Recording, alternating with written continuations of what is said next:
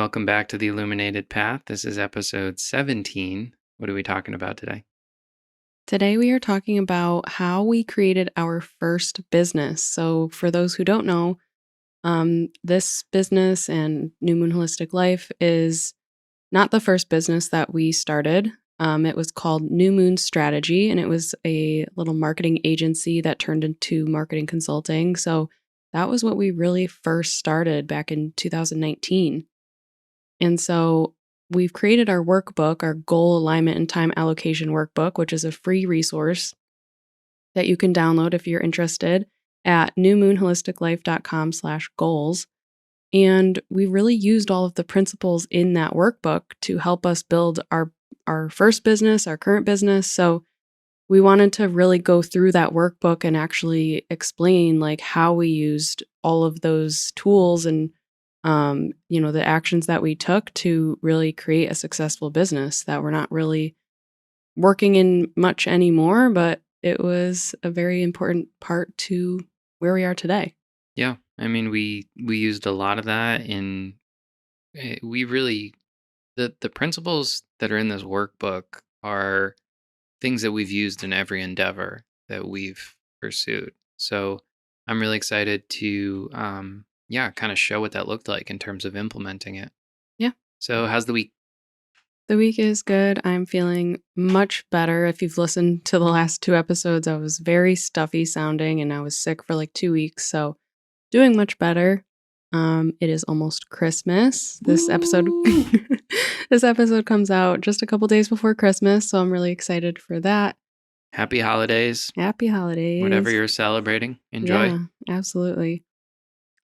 Other than that, and you can talk about this more, but we built a firewood shed last week with the help of my dad. So Yep. that was a really interesting and cool project. You can get more into that. And our basement flooded again. Yep. We actually counted how many gallons of water we had to remove, which was about 80 gallons. Yep.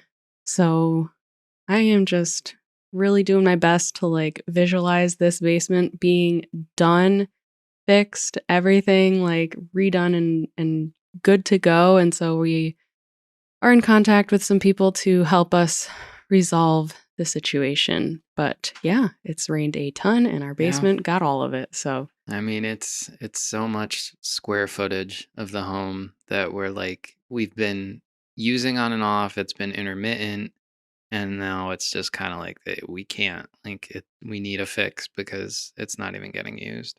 yeah. How about Except you? for Oh, now, of course, because we're on our set in the basement. So don't let yeah. your feet touch the floor. No, I'm just kidding. It's not that bad. um, I'm good. I've been reading a lot about money and success mindsets and what separates the rich from the poor and the middle class, and it's been very eye opening. Mm, Um, I've always been really curious about carpentry and woodwork, and so we built the firewood shed with your dad. Um, I had an absolute friggin' blast. yeah, it was fun. Yeah, We went and bought, I don't even know how many pieces of wood. yeah, And then my dad has all the tools. So he brought all those over, three different saws, like all of the things. And the first day we were working on it, it was really cold outside, yeah, but we worked for like a full 2 days pretty much. yeah. But it came out great. We got a nice firewood shed. It holds about a cord, two Probably about cords two. probably of wood. It's beautiful. It's It is. huge. Yeah, it is. But we lucked out. We leveled it in the yard and everything. Yeah. And so then in this spirit of wood burning and carpentry and woodwork, Hmm. I got an axe so that I can chop some of the bigger logs that we have, and just trying to go full lumberjack at this point, and loving that, loving it. So yeah, lots of reading, and finally back to the gym. We were out for a little bit there, and Yeah, a solid two oh, I weeks when missed I it. was sick, and it was tough. I mean, mentally. Like, last week when we weren't going, like, I remember I was, like, crying one day to you, and I was Yeah. like, "I need to go," but I didn't feel good still, and, like, I couldn't push my body, I had to listen to it, you know? We took the dogs for walks on the trail, like, a solid, like, 2 miles, and it was something, it was movement, it definitely felt good to be outside, but, yeah, the gym and the whole, Yeah. routine of going there and really feeling it is huge.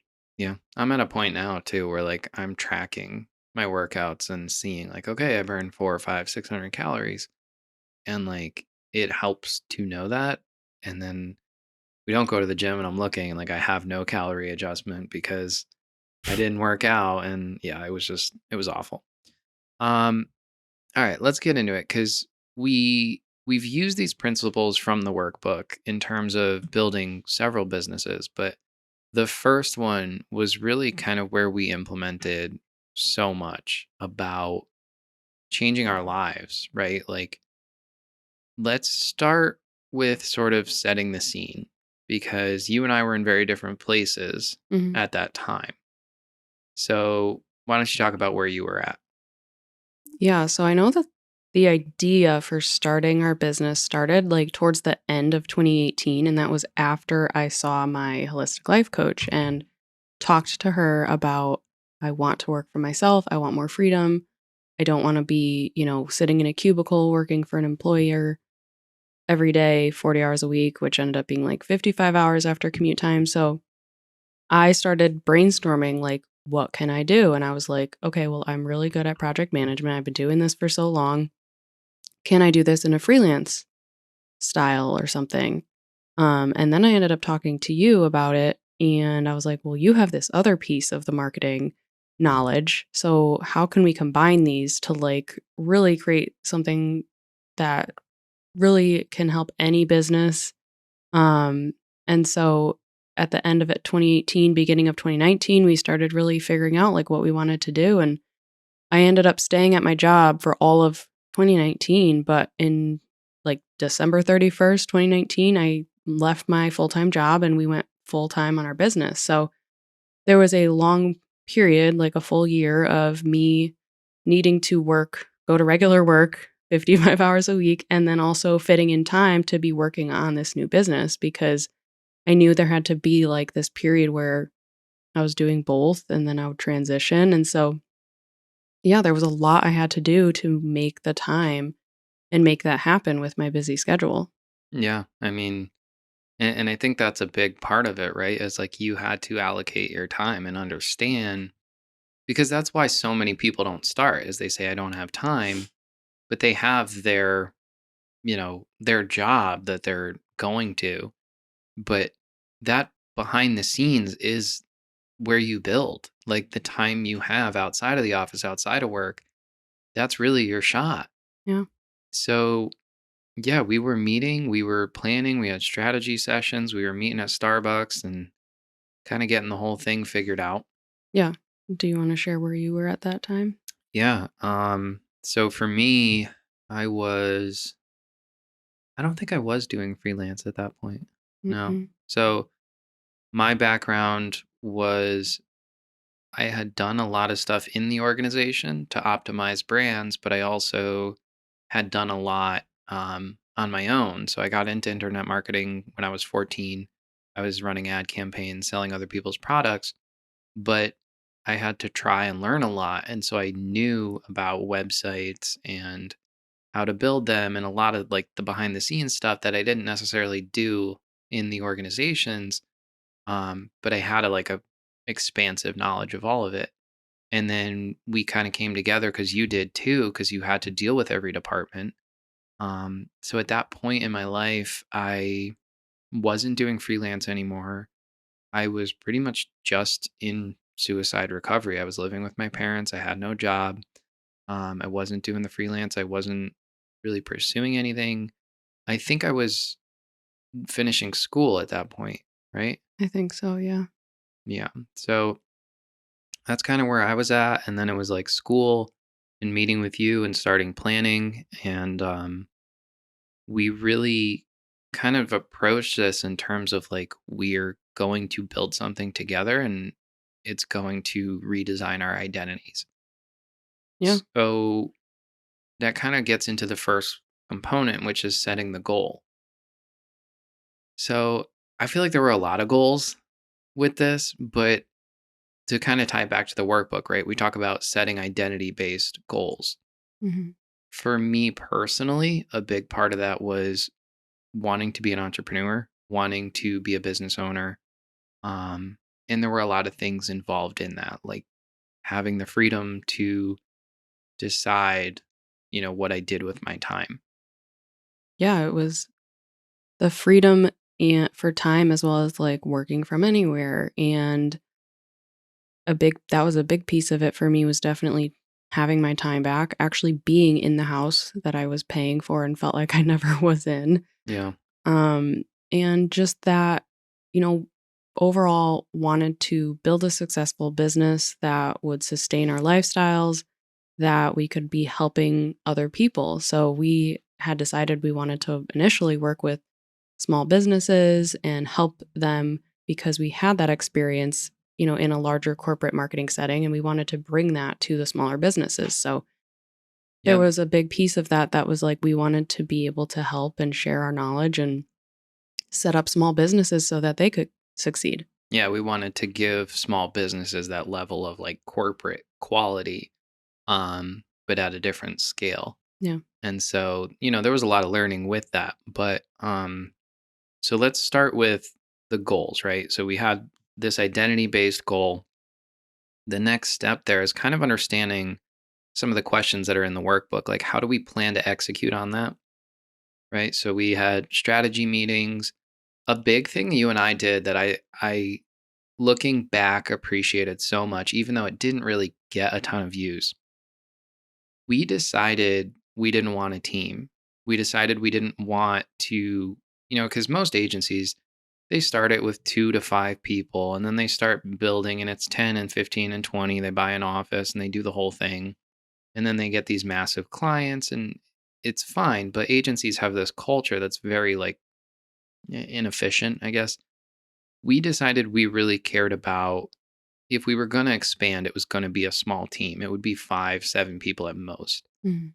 But what we did along the way was every time we had to do something, we would build a process document.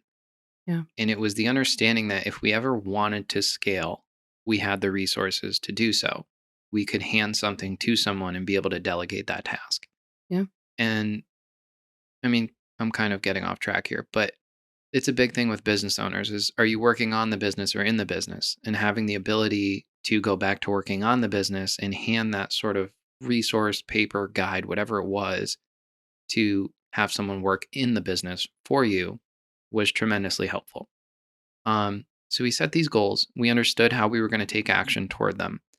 We started connecting with the feelings, right? The big thing that you and I really wanted was our freedom. Yeah. We wanted to be able to do anything. And, Psychology of Money was a great book. And he says the the core thing you're searching for in financial freedom is to be able to do anything at any time with whoever you want for as long as you want. We wanted that. Yeah. And so we did that. We connected with these feelings, you know, so many feelings go with that gratitude, joy, relief, and not having that sense of like urgency on everything and having to hustle. And then we also understood the cost of not taking action. I was going to have to go work a full time job in an office, being miserable, and I hadn't figured myself out yet. Never mind spending 40 hours a week or probably more at an office.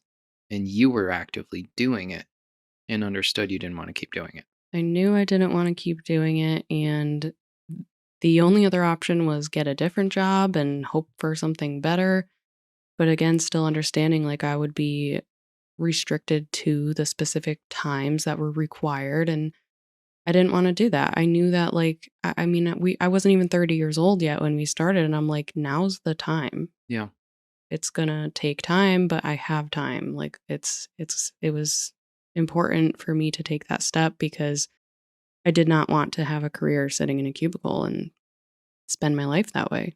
Yeah. I mean, you had a 50-minute commute. and you knew like I could find a shorter commute, but at the end of the day, I'm still bound by the hours. Yeah. So we set these goals based on the identity we wanted to have, how we wanted to spend our time, and what we wanted our life to look like. And then we started setting milestones. So, what were some of those milestones? Yeah, so we really started by knowing that like we had to network and meet people and meet these small businesses that we could potentially help. So a big thing that we did was going to the Chamber of Commerce meetings. We went to multiple Chamber of Commerces.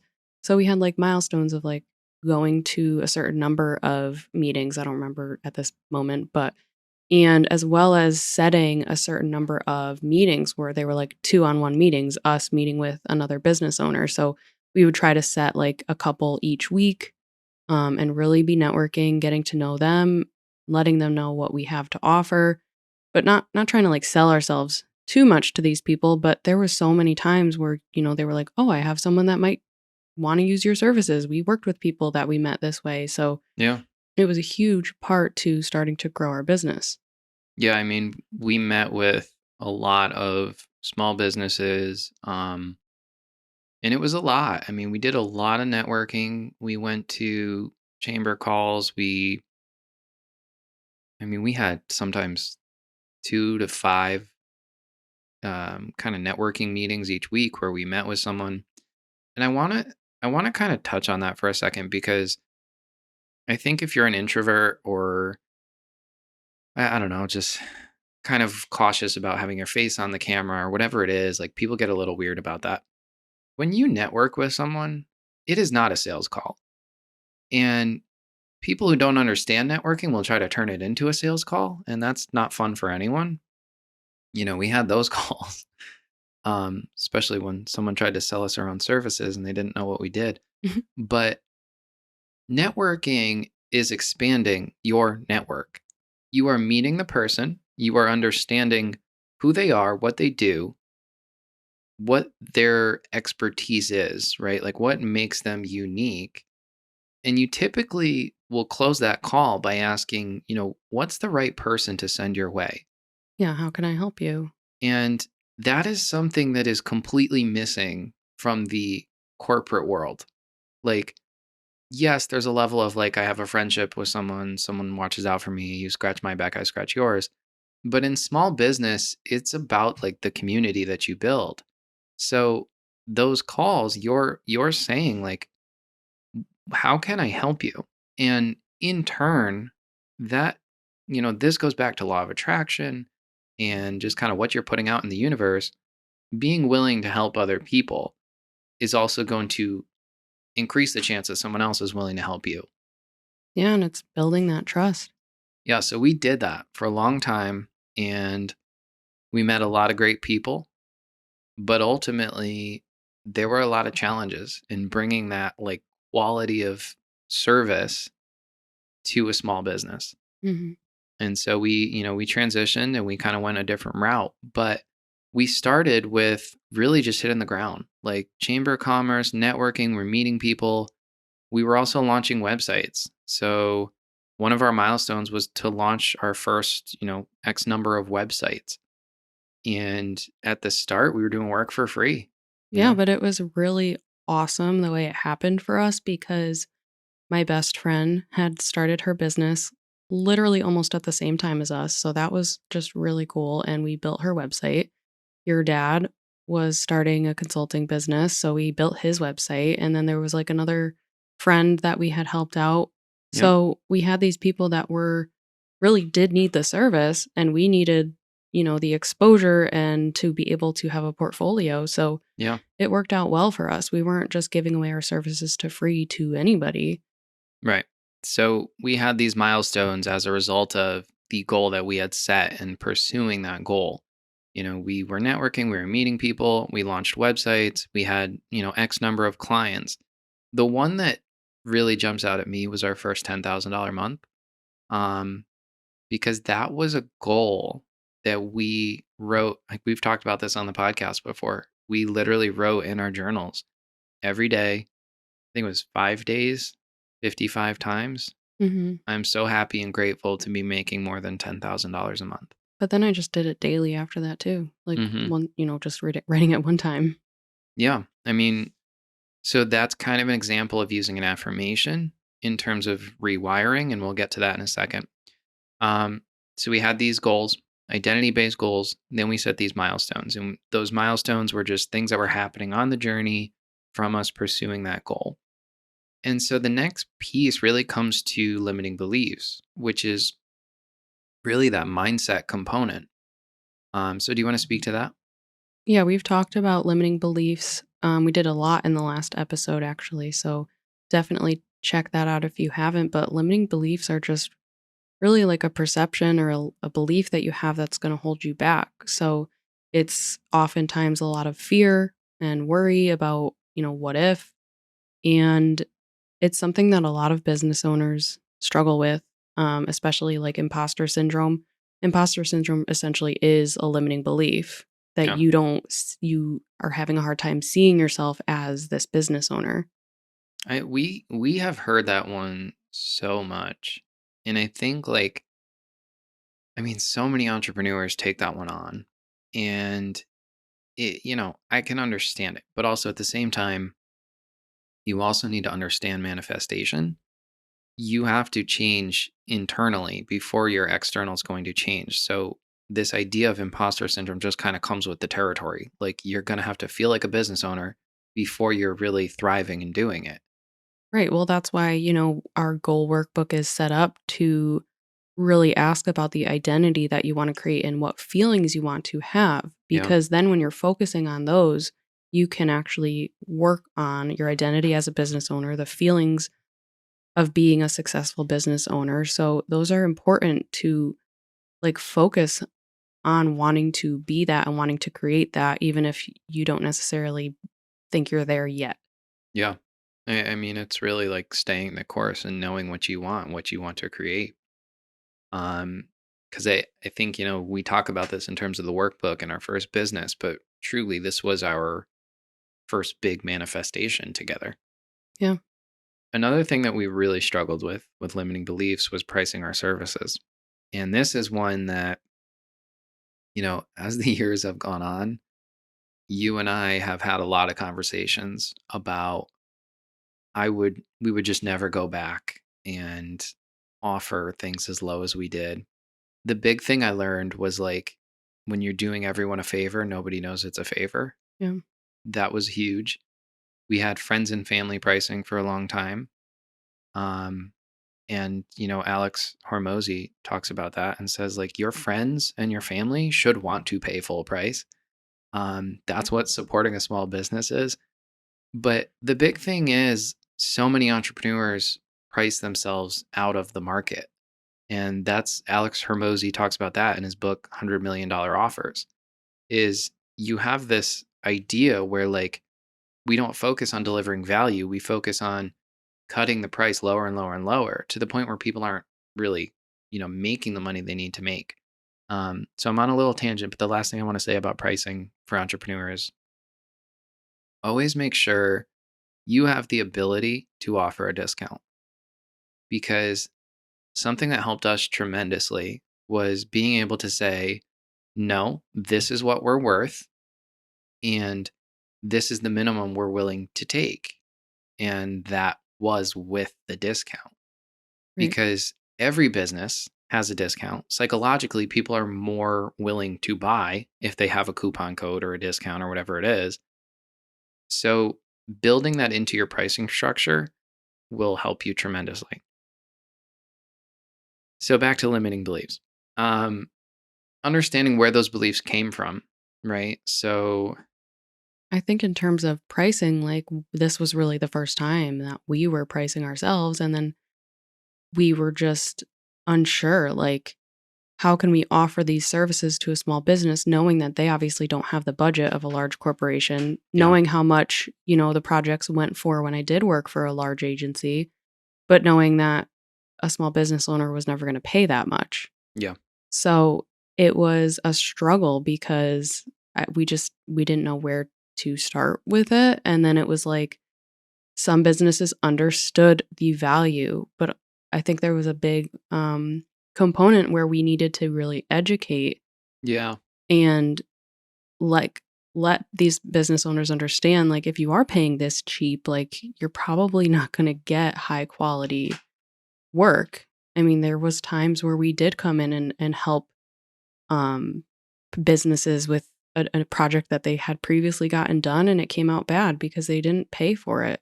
Yeah. I mean, there were numerous instances where, our whole thing was best practices. We considered American Disabilities Act and compliance there for the websites and colors, and branding is a huge one. So many small businesses don't have strong brands because they just use different fonts and different colors every time. And we had a lot of instances where we had to educate, but also we really saw firsthand like how many times businesses bought something and then we came in and fixed it because they didn't pay the first time.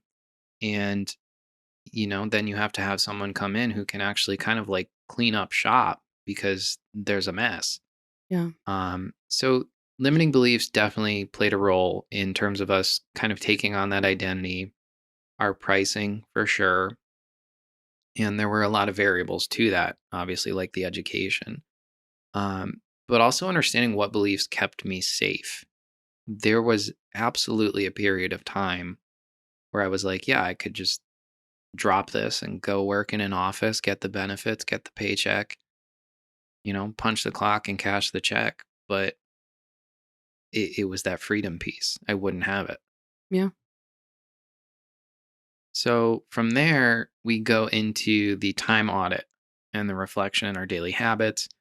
How are we spending our time?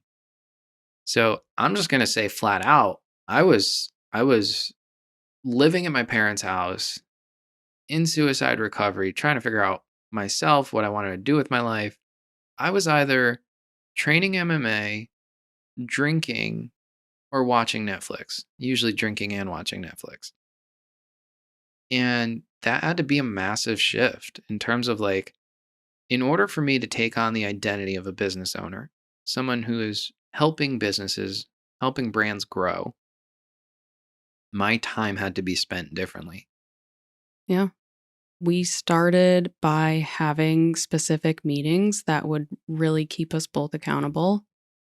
And part of that was, while I was working, we would pick certain days where we would meet after I got out of work or Yeah. whatever. And then when I stopped working at my job, we met daily at like 9 a.m. and discussed what had to get done. And again, that was really for accountability and for just keeping us both on track and not having one person do more than the other. And Yeah. so we had to really implement things to figure out how to structure our time so that we were getting things done. And I will say one big thing that we both agreed on is that we were never going to be hustling and working crazy 80-hour weeks. That was a belief we both refused to take on. I mean, we even now, like, we would rather push a timeline than make it stressful because, again, we call the shots. That's exactly why we live this way. Right.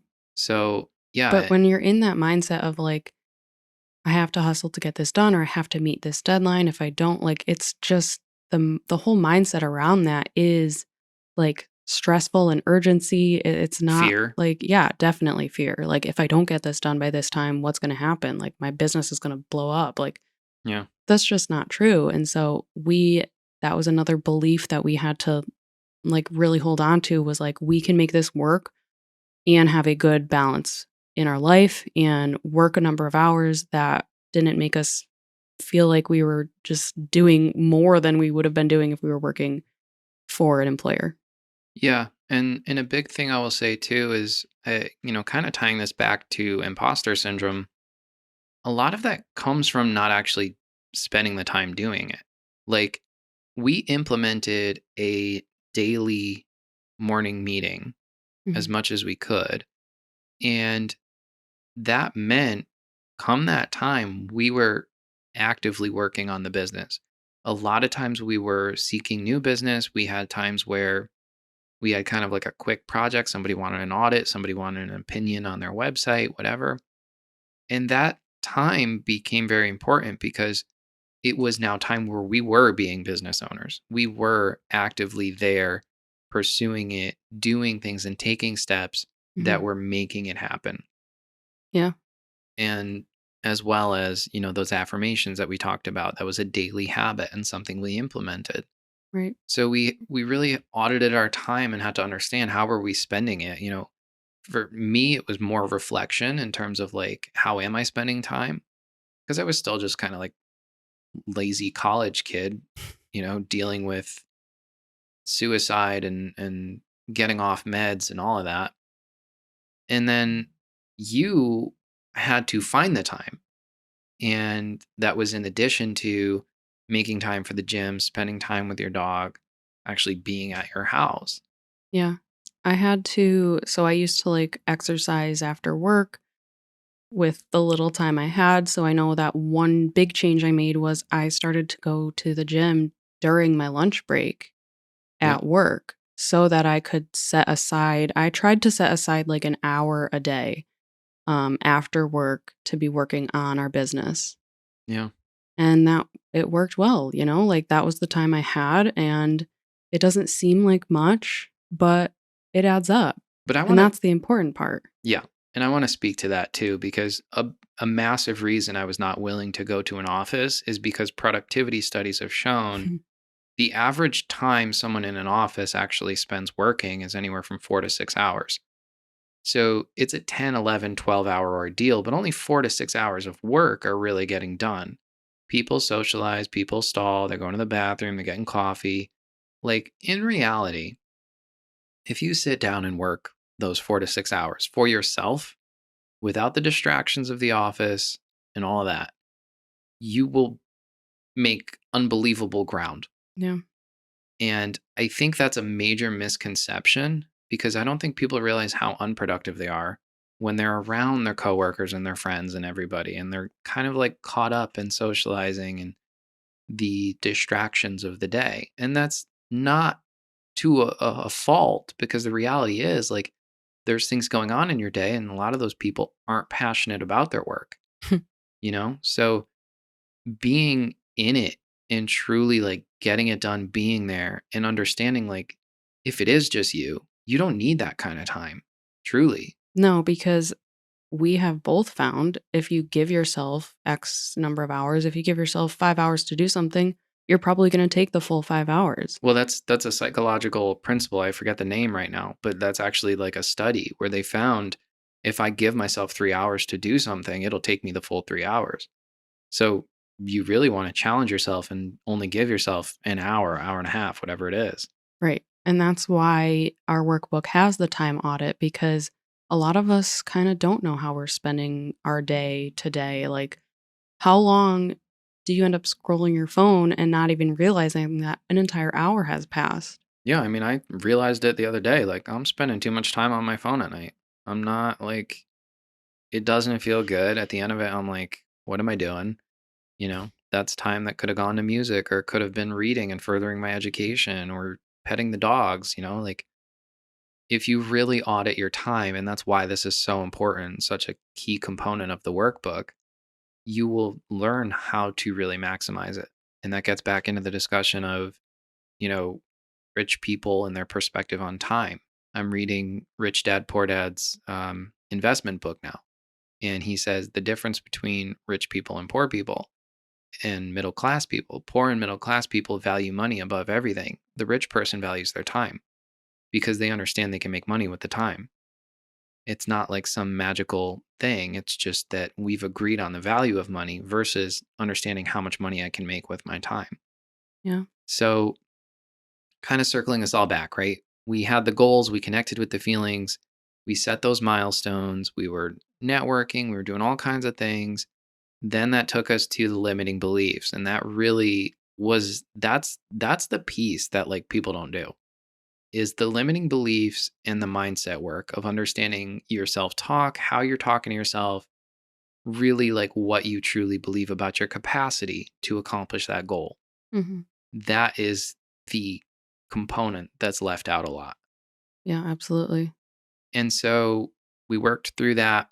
understanding what beliefs were keeping us safe is a big one because that's safety, fear, your comfort zone. Then we audited our time and we started implementing the daily habits. And from there, it's integration and making sure that you're getting those habits done, that it's consistently a part of your life. And Mhm. that's really the rewiring component. This is neuroplasticity. This is integrating the habit into your life and firing those neural networks together to ensure that they're happening for your new identity. Yeah, and the time audit is such an important piece to being able to integrate new habits because if you don't audit your time, you're just going to think like, "Well, I'm already so busy, how do I fit this in?"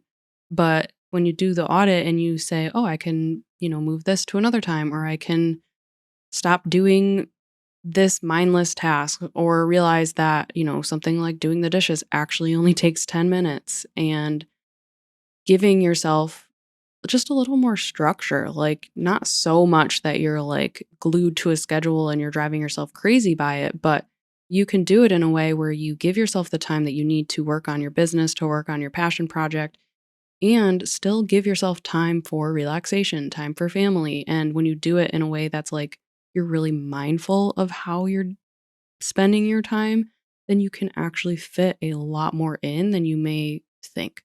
Yeah, I mean, I'm all about optimization and efficiency. And I think that's so huge is like, you can even habit stack, right? So, like, recently I had a minor injury and I hadn't really been going to the gym, and getting back to the gym, I was just doing cardio. And so I took that as an opportunity to read. So I was just walking on a treadmill, but also reading. And so there's a lot of little like golden nuggets you'll find throughout your day where you can say, oh, I can do this too. I can do this at the same time. Or you can also like chain them together and know, like, if I'm doing this, I'm now immediately going to do this.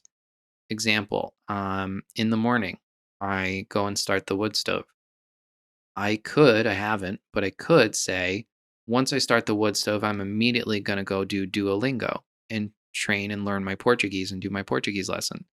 Because the thing is, I have to sit there anyway and wait for the fire to get going till it's hot enough for a bigger log, whatever. Mhm. That's time I can be efficient with. And instead of scrolling my phone, I can do my Portuguese lesson. So I think I have to do that now that I said that. Instead of, like, playing games Yeah. or So whatever, yeah. um that efficiency with your time, and like Kate said, like, when you really audit your time, you will start to see like where you have openings available, where you can implement things. But a really important piece of that we put in the workbook is, how much time do I want for my family? How much time do I want for myself? And you start to define those things and figure out what they look like. If you're someone who's good with 10 minutes to yourself in a day, more power to you. I could never. I literally like need a lot of time for myself, and part of that is for music and writing and all that, but the workbook will help you define that. And so this is kind of in a nutshell how we used the principles of the workbook to create our first business. Mhm. We went on to do this with many other things. But this is kind of just a bird's eye view of how you can do it. Yeah, you can do this for a business, but you can absolutely do this for anything personal related. Like, I know we talked a lot about, using this workbook for a goal of being healthier and what that would look like to audit your time and find more time to meal prep and exercise and whatever else you want. Um, Let me give a quick example then, because I'm looking at this and like I can easily equate this to MMA to give it something outside of business. I set the goal that I wanted to be a mixed martial artist. I actually had the intention of competing, and I started going with, the question, cost of not taking action. I was sick of thinking about martial arts and never trying it. How did I plan to reach it? I had to find a place to train. Setting milestones. Well, I started, had X number of training sessions per week. I also started lifting and understanding like I had to take care of myself in other places. I had to be more efficient in terms of, losing weight, maintaining my weight. I went to the limiting beliefs, which was the big one in MMA, of, can I actually compete? You know? And a lot of the answer to that question a lot of times was why not? You know, crazier people have done it. Um, Understanding what beliefs keep me safe was pretty obvious. You getting thrown in an octagon and get punched, but there's limiting beliefs were pretty straightforward there. And then time audit, right? I was hanging out, I was drinking, I was watching Netflix.